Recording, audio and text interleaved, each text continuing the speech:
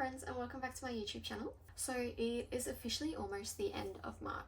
So I thought for today's video I could use some little TBR prompts to pick my reads for April, or my April TBR, or whatever you want to call it. I've done this on my channel like once before last year, but I thought it would be fun to do for this month since I'm sort of out of my book slump and I can get back into reading a little bit more. So I think I'm going to pick 5 books to put on my April TBR, and then I'll see how I go, because I'm sort of reading 4 to 5 books a month at the moment, but also keeping in mind it is also going into uni assignment season, so I might not read as much as I want to, but I thought it would still be fun to pick some books out. Last time I did this, I used the Wheel of Names website online, and I just put a bunch of little TBR prompts into it, and then I just spun the wheel and then picked a book based off of that prompt. I've done the same thing this time. So I've got about 25 little prompts in my wheel. I think the way I'm going to do it is I'm just going to spin the wheel 5 times first and get all the prompts, and then pick the books. So I'm just going to go ahead and spin and pick my first prompt. So the first one is a book that starts with M. I'm not gonna lie, I don't know why I put that on here because I can't even think of a book that I have that starts with M. I'll do number 2.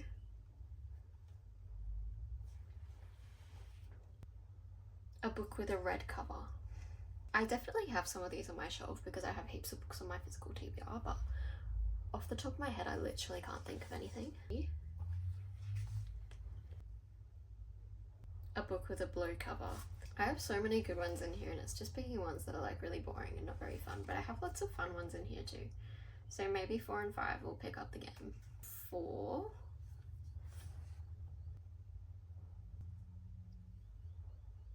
So number 4 is a book I DNF'd, so that's gonna be really fun.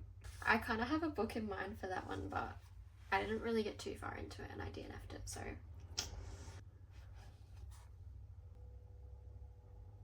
A book with a couple on the cover, so probably a romance book.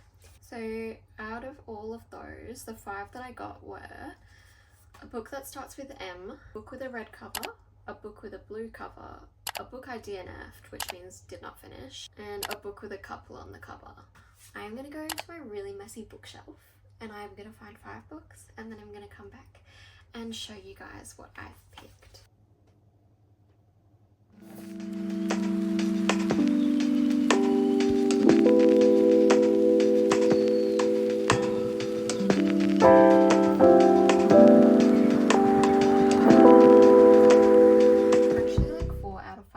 Books I mentioned in my last video, which was my 25 books I want to read in 2025 video. I think at the end of the year I'm gonna go back and see how many of those books I actually did read. So the first prompt that I had was a book that started with the letter M. I actually couldn't really find more than one option with a book that started with M. I don't know why, but it was a bit random. But yeah, I only really found like one option slash series, and that was Magnolia Parks Into the Dark by Jessa Hastings. I have spoken about this book probably like 4 or 5 times on my channel, and yeah, I am pretty much just really terrified to read this book. She's long, she's thick, and the end of the last Magnolia Parks book, which is Magnolia Parks The Long Way Home, low-key traumatizing, literally traumatizing, plot twist out of nowhere. I just haven't picked this one up yet, but I think that April might be the month. I feel like it's something I've just got to rip the band-aid off and just get into it and go for it because I love this series. I'm hoping BJ in this book has a little bit more redemption because I'm still not overly convinced on his character. Like, can I really excuse all the things he did? I'm hoping there's some Julian Hates moments in this book as well because I love Julian Hates. I'm a Julian girly for life. I literally love that man, so I'm really excited to read this one. I think in April this will be probably the first book that I read, just so I can rip the band-aid off, not get it out the way because I'm super excited to read it, but also I'm very scared, so we'll see how it goes. So the next prompt that I had was a book with a red cover. Now I have 2 books on my shelf with a red cover. The first one is Crescent City, House of Earth and Blood, and I'm not gonna lie, I'm just not in the mood for that big long fantasy world building thing. I'm just not gonna do it.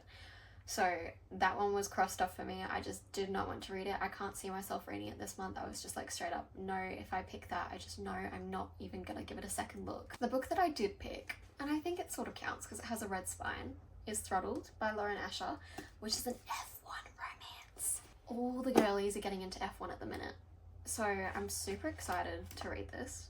An F1 romance. She's kind of different, kind of cute. Yeah, I've heard so many like really good things about this series. It's called the Dirty Air series. One of Lauren Asher's other really popular series was the Dreamland Billionaire series, and I've never wanted to pick up that series.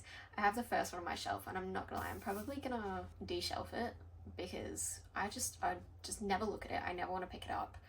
But this, on the other hand, really intrigues me and really makes me excited to read it because it's something a little bit different. And all the girlies are getting into F1 at the minute, and it makes me want to get into F1. I don't know if I can be bothered to actually watch it and keep up with it, but I would like to read fictional characters about it. I'm really excited to do that. And I think it sort of counts. It's got like a red title and a red spine. I reckon it counts. The next one I had was a book with a blue cover, and I picked The Prison Healer by Lynette Noni. This is one of Lynette Noni's fantasy series. This one's a trilogy. This is the first book in the trilogy. And I bought this book ages ago, and I wanted to pick it up for ages because currently reading the Majoran Chronicles series by Lynette Noni, loving it. So I feel like I'm just gonna really like whatever she writes. I have heard that some people say you have to get through the first book to get to the good part, but I still think I'm really gonna enjoy it. Even the blurb on the back is kind of vague, so I feel like I'm kind of going in blind and I don't really know much about it or what it's about. I'm kind of intrigued, kind of interested, kind of want to read it right now, but I know I shouldn't.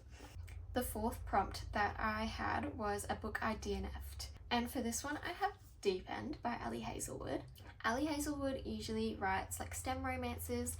This one, however, is about, I'm pretty sure it's about two Olympic divers or the guys on a water polo team, swim captain, they're swimmers. Okay, it's a swimmer romance. I've heard it's really, really spicy. I did get, as you can see, I've got a bookmark in there. I got 60 pages into this one and then I just stopped reading it because I just wasn't like hooked.